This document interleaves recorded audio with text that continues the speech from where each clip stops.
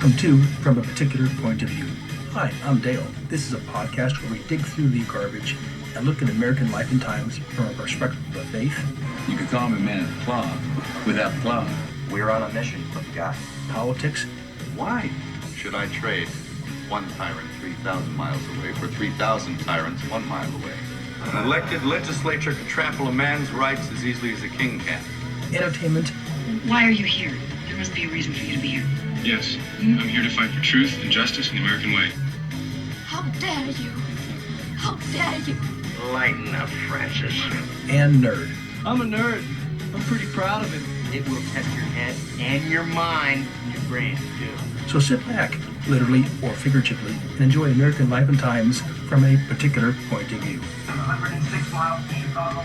We got a full tank of gas, half a pack of cigarettes. It's dark, and we're wearing sunglasses. Hit it.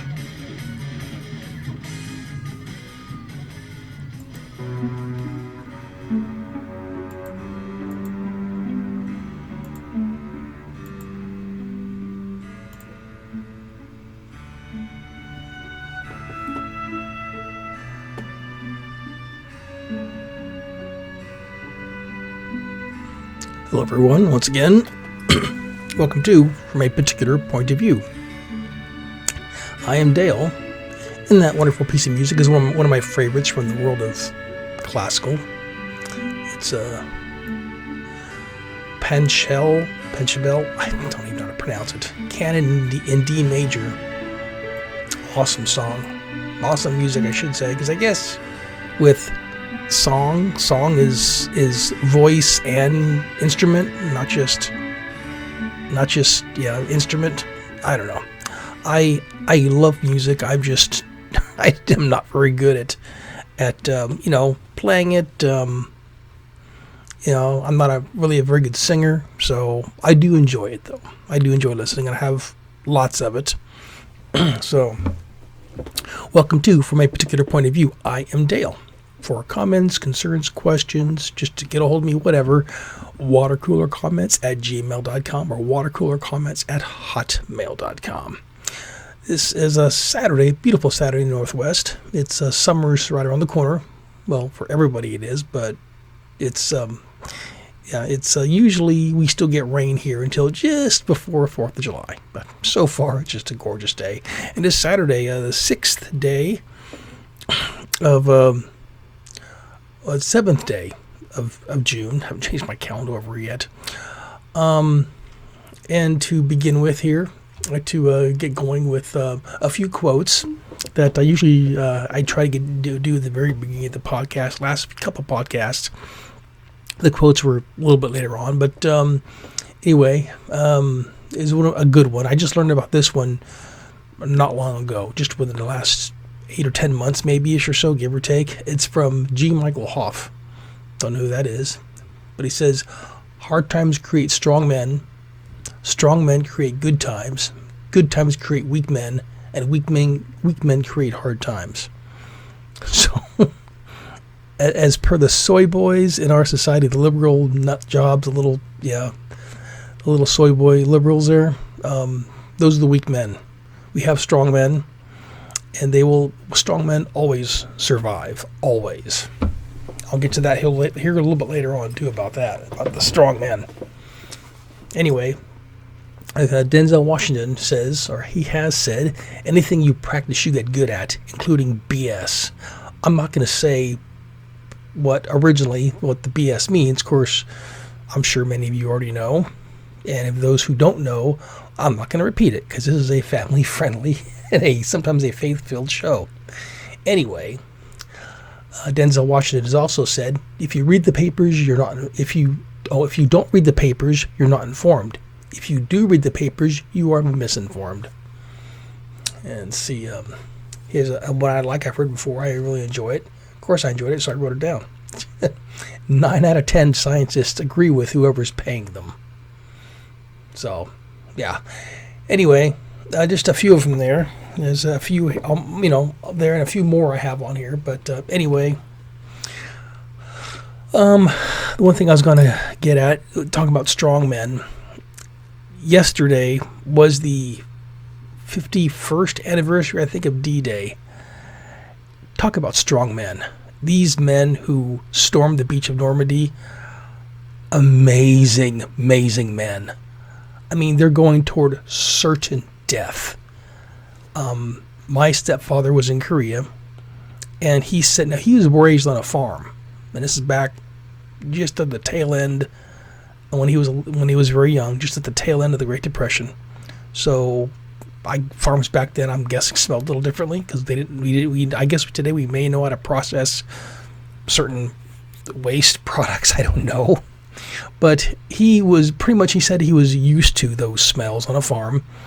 And when he was in Korea on the troop truck heading to the front line, he said the smell that he smelled, I don't know if it's because of literally the smell of fear or if it's young men urinating and, pooping themselves, for lack of a better term. I can't think of the word right now, but you get the idea. Whatever the case may be, he said the smell that he smelled on the way to the front lines in that troop carrier was just horrific, putting it nicely. And I can only imagine you have a landing craft full of young men, maybe a few in their maybe the sergeants, maybe some of them in their mid to late 20s, but these men, teenagers, maybe young teens, going toward a formidable enemy. I mean, these, as I understand it, I heard yesterday on one of the radio shows that the Germans knew what was coming. So they dug in. I guess the Germans pretty much knew what was coming about the same time that the alliance were made plans on it. So they dug in. However, one thing I guess that did hurt, as I was hearing the Germans back then, was that they were fighting a war on two fronts. The Russians were being very hard on them, and I guess Russian winters are just terrible. But they were beginning to run out of resources, and the troops were getting tired. Nonetheless, they were very well dug in Normandy. So for these young men, these young men were the toughest of the tough. You don't get any tougher than these men. I don't know if you've ever seen Saving Private Ryan, but if you have the opportunity to watch it, as I understand it, they actually took some men who were at Normandy to watch the movie. And they said, yeah, Hollywood cannot get any better than that. And I've seen it a couple times, and it's just amazing what they went through to get there. And these men are heroes, complete, total heroes, and but they have earned the respect of an entire planet. Because Hitler was a piece of work, as we all know. Anyway, so I don't mean to get all that emotional, but just yesterday I sat and reflected upon Normandy and D-Day and what the men storming the beach of Normandy, what they must have went through. Peeking over the rails there of their beach craft, whatever they call those, seeing this ridge of just nothing but German guns firing upon them. And then they get to the beach, the doors fall down, and many of them, they didn't even get a chance to leave the boat. The second the doors went down, boom, they were all just shot. Bullets went through. I mean, you're talking, 50 cal bullets? Of course it was from a distance away, but still ripping through everybody. I mean, at least that's what Saving Private Ryan showed. Some of those boats, those young men, never even left the boat. And it was incredible. So those men, those boys who stormed the beach, they were men even before they left the beach. Just to have the courage to do what they did against those odds are just mind-blowing. I can't fathom that. I'd like to think that if I was in their shoes, I'd do the same thing. But I don't know. And that's me. I'm Gen X. I'm early Gen X. However, we know these little soy boy liberal fruitcakes today, I can only imagine what they would do. And luckily, what Craig Hegseth, I think, the guy who is now the Secretary of Defense, luckily he's kicked out all them little soy boys. Hey, and that makes me feel good. I like that because I know when I was in the military, one thing I did not need or want is some little purple-haired fruitcake dude, curling up in a ball, crying because somebody hurt his feelings or something, or but I'm transgender, I'm not supposed to be, or some kind of, you get the idea. Anyway, so my heart goes out, I know it's yesterday, but this weekend, if you can, put a thought toward those brave men. I mean, calling them brave men is a grotesque understatement. These are heroes, putting it nicely. Anyway, think about their sacrifice they went through for the 51st anniversary, I believe, of Normandy. Anyway, continue on. It really does. It really does affect me when I think about that, especially some of the movies that I've seen. So, anyway, I didn't really catch a heck of a lot of news. I do know that I guess they're saying about how employees about how now I don't understand the employment numbers. So when it says employment goes up, it's like, does that mean that people? Now I don't know if that means that people have just given up on looking for work, so they just put themselves out of the workforce, or if they want to work, they actually put their name in there, say, "Hey, I'm looking for work." I'm not sure how it goes really. So it's like, but I do understand that there were a lot more jobs hired. And from what somebody said on the radio, and I forgot who it was, it's not the idea of people who are hired. It's the idea of actual American citizens who are hired and not illegal aliens, which is the main part of my thing today. Anyway, so the big one I think is interesting is the Trump feud, the Trump-Musk feud between Donald Trump and Elon Musk. Both of them, as I understand it, very intellectual, very smart men. I guess they both have very high IQs. I don't know either one of them. So, I mean, they both have been very, very successful. Trump, of course, the leader of the free world. And Elon Musk is, I think, still the richest man on the planet. So, but yeah, something happened. As I understand it, in Trump's big, beautiful bill, I guess there is a few things in there that still shouldn't, I guess, okay, as I understand it, when you're trying to make a bill in Congress, you have to give and take. You have to give them something, blah, blah, give and take when it comes to making a bill. And so I'm thinking that maybe, again, that Republicans gave Democrats a little bit too much of what they want. And Republicans, Democrats love to spend. They love taxes. They love to spend. And not necessarily just on the constituents, but Democrats love money. Money is their god, so to speak.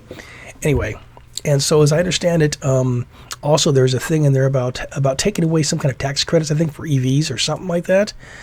And now this is what I've heard, and that ticked off Elon Musk as they started fighting.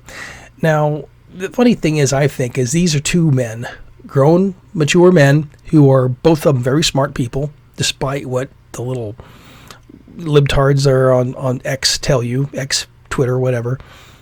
But these are two very smart men, and for them to have a little tizzy fit on True Social, on X, on whatever, about whatever, is to me, for two smart men to combat like that seems a little bit weird to me. Just something smells kind of fishy.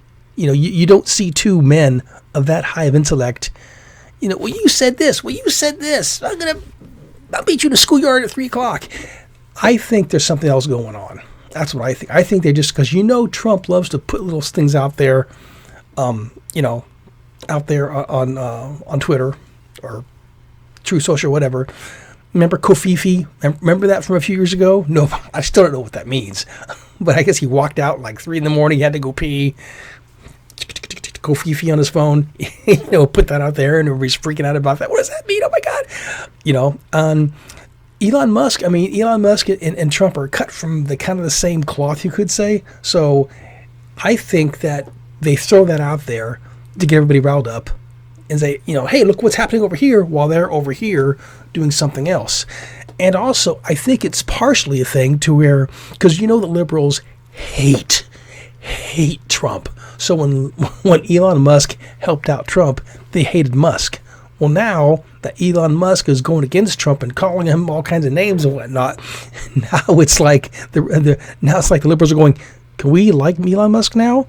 So we don't scratch up his cars, we don't blow up his car dealerships anymore. Do we like him now? And I think they're all confused because of course, if somebody hates Trump, you have to like them for hating Trump. And the interesting thing is that Elon Musk has threatened to unleash the Epstein list, and allegedly Donald Trump's name is on this. And I guess the Democrats are all, yeah, unleash the list. And the funny thing is that I'm pretty sure there's a lot more Democrats on this list than Donald Trump. And as I understand it, there's a list of names on, because I guess when you're flying a plane or when you're on a plane, you own a plane, there's certain people on, you have to have a list on a manifest of who was on the plane and where they went, what time, blah, blah, blah, blah.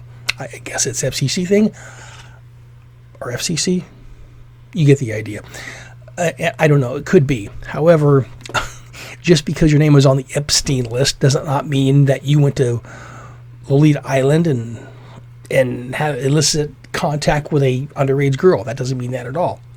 Of course, we have a good idea that some Democrats do, but Donald Trump, as I understand it, Epstein went to Mar-a-Lago for a few times, and he was doing something kind of like Joe Biden did. He went up to little girls and sniffed their hair, did something disgusting, and I guess Donald Trump caught it and kicked him out. Just, boom, you're out here, don't come back, you're 86th. Hence 86, anyway. So there's the actual plane manifest with his name, probably maybe on, I don't know. Then there's the other manifest going to the island where things happened that wasn't really very nice. And I think that it's going to be one of those things where for the Democrats to say, yeah, show the list, we want to see Donald Trump on that list, they're going to get the list and go, oh, no, not that list. That's the wrong list. Our friends are on that list. No, okay, hold on, wait a minute. Let's not go so quick with showing the list. That's what I think is going on. So it's just, so having this little feud between them, it may be real. I don't know. I don't care. Am I going to pick sides? Heck no. Both men are very intelligent men. I respect them both. But no, I'm not going to pick sides on either who or what did what to who or what like that. So just it's probably just one of those little psychological things that they're throwing to the liberals to make them freak out and why they do something else. Anyway, the main topic of this one here is, of course, the alien crisis, the illegal alien crisis, and I find it fascinating how finally, when Trump's in office, ICE agents, immigration, so I don't remember the acronym is not important, but these people going around to find illegal aliens and deporting them, which is awesome, and it just blows my mind that there's actually people, including Democrat lawmakers, who are going to these places and who are defending people who are breaking law. I mean, what cracks me up, I don't understand this, is that they let people waltz freely across the Rio Grande, or just waltz right into the United States and give them a free car, free money, free apartment, a bus, plane ticket, whatever, to wherever they want to go. Come in. America is yours. Do what you want. So they let them come right in. However, to leave, no, we have a process we have to follow to get them out. You just can't let them, kick them out willy-nilly, which is kind of funny because that's exactly the opposite what they were doing with coming in. Of course, I think it's all part of the bigger plan because they know Americans, if they actually did wake up, see what the Democrats actually wanted, they wouldn't vote Democrat again. I mean, that's kind of what happened this time with Donald Trump being in office. Because, put it this way, I knew that Donald Trump was going to win the popular vote. I didn't know he was going to win not the popular vote. I didn't know he was going to win I knew he was going to win the one with, I can't remember the one with the, I didn't know he was going to win the popular vote. I just I didn't know that. I thought it was great. It kind of surprised me. But what gets me is that I don't think they got this idea. I think it's the point to where the average American who was born here, and maybe even 2 or 3 generations born here, know that if they go along with the Democrat way of thinking on this country, we're going to be in a lot of poop. We're going to be in a lot of world of hurt. So they have to bring in illegal aliens and say, okay, we're going to give you all this stuff, but you have to vote Democrat. You have to. And why else would you keep people from leaving the country? Why else would you keep, no matter if it's Hispanic people, no matter if it's black people, no matter if it's white, I mean, no matter what, it's just, I keep on hearing about it's so racist to kick people out of the country. Okay, what about if a German comes over here, or a Swedish person or Russian person comes over here? Well, they're not black, they're not Hispanic, they're white. So is it still racist if you kick out a person from Russia, from Sweden, from England? Does that make it racist too? So I don't know, man. It's the idea of why, for one thing, yes, we do accept, of course we accept immigrants. I mean, most of us are from different parts of, we are immigrants ourselves. Our parents are immigrants. However, we do have laws. And I keep on hearing these Christians, they're not Christians. I mean, if you see a woman with a rainbow stole or robe or whatever, and I've seen this a couple of times on some Twitter things about a couple of I think Presbyterian, or is it Methodist or somewhere, saying, well, I'm Christian and I believe in this. I'm Christian, I believe in this and this and this and this. One of those is wide open borders, because Jesus didn't have borders. And it's like, oh my gosh. But Jesus did believe in the rule of law.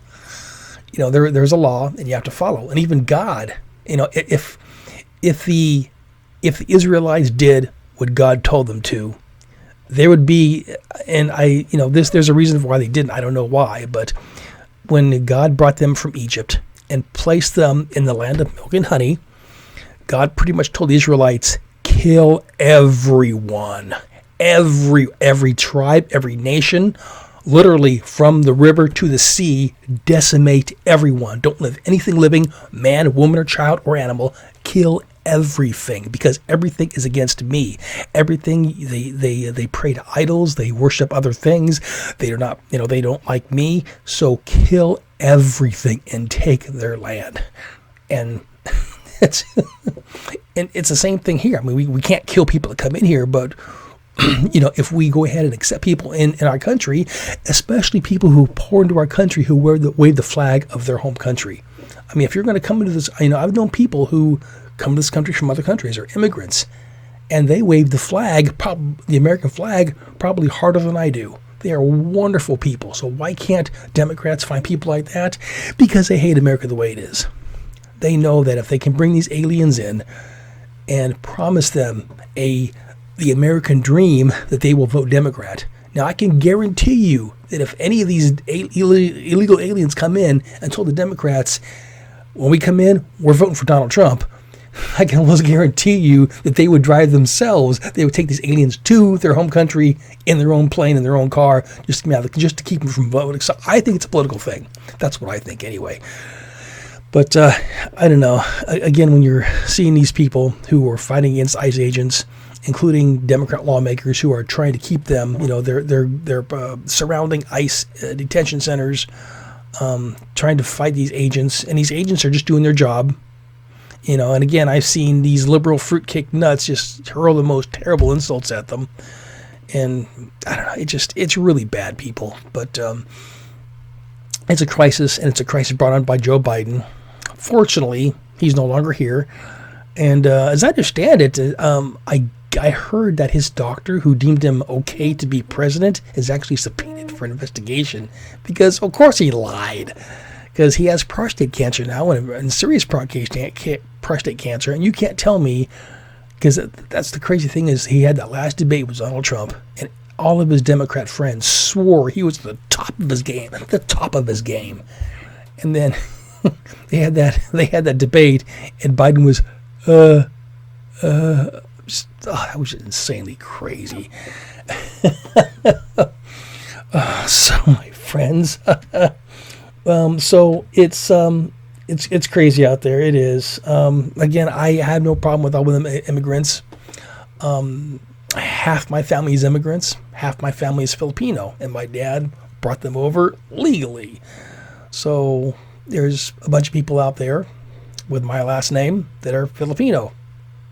So considering I have a German last name, which is okay.